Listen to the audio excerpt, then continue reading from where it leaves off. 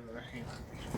ایک بہت بڑے درویش ہیں، ان کے مزار کے ساتھ ہوں، بہت پرانا مدرسہ ہے، اس کے پہلو میں ان کا دربار ہے، مزار ہے، بہت بڑی ہستی۔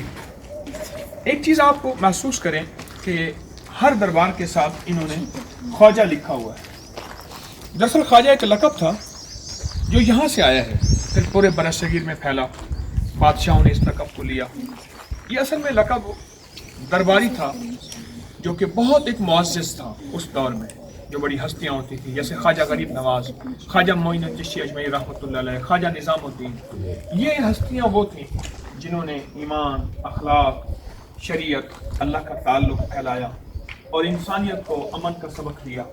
آج یہ خاموش سو رہے ہیں ایک انتظار میں، پھر انشاءاللہ ہدایت کی ہوائیں چلیں گی، پھر بھی ایمان کی شمع روشن ہوں گی، اللہ پھر بھی وہ زندگی کا نور لائے گا، وہ ہدایت کے راستے پھر روشن کرے گا۔ یہ مزارات اصل میں منتظر ہیں اللہ کے امر کے اور اللہ کے حکم کے، اور یہ اللہ والوں کے مزارات مجھے آپ کو ایک پیغام بھی دے رہے ہیں، اور وہ پیغام یہ ہے کہ ہمیں اپنا سبق یاد کرنا ہے، بھولا ہوا۔ میں بار بار ایک چیز کو بار بار عرض کر رہا ہوں، وہ یہ چیز ہے کہ ہم اس کے وارث تھے، اور یہیں سے ہم نے ہدایت کی شمع پائی، ایمان کی روشنیاں پائی، اور یہیں سے اخلاق سیکھا، روحانیت سیکھی، اللہ کی ذات عالی کا تعلق سیکھا، خیر اور برکتوں کے دروازے، روحانیت کی روشنیاں پائی، یہیں سے پائی۔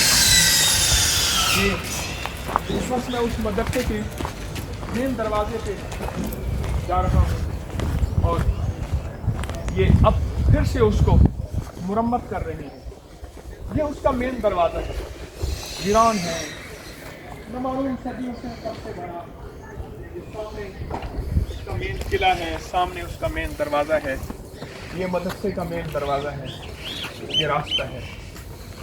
امید تو ہے وہ کریم پھر سے وہ روشنیاں، وہ زندگیاں، وہ برکتوں کے پھر دروازے اور ہوائیں انشاءاللہ چلیں گے، اور ضرور چلیں گے اللہ کے فضل سے انشاءاللہ۔